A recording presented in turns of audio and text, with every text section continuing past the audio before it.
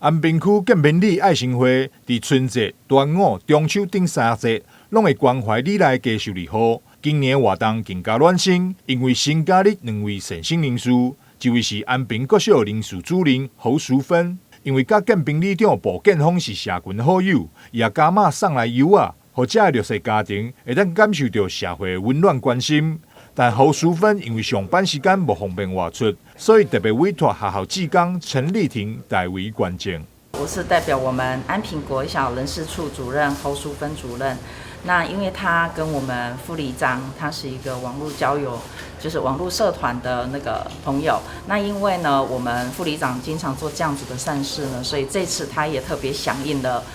捐助的活动。那这次呢，因为他在上班时间他没有办法出来，所以委托我陈丽婷来代表他来做捐赠的仪式。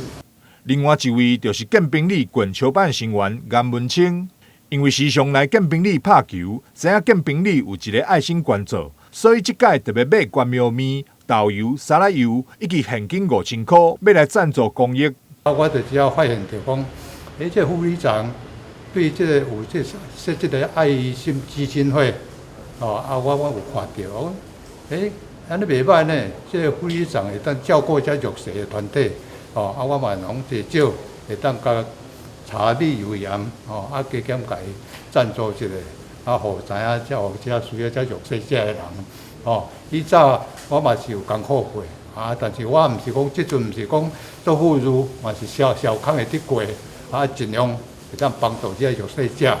建平里长鲍建峰表示，每一档每一个家属日好，第3节拢有600块的红包以及1份物资，包含现金，总共大约有1000块的价值。爱心活动到现在已经维持有8档的时间，这次的中秋关怀有果将关怀42号，希望大家拢会当平安快乐过中秋。台南新闻张秀维采访报道。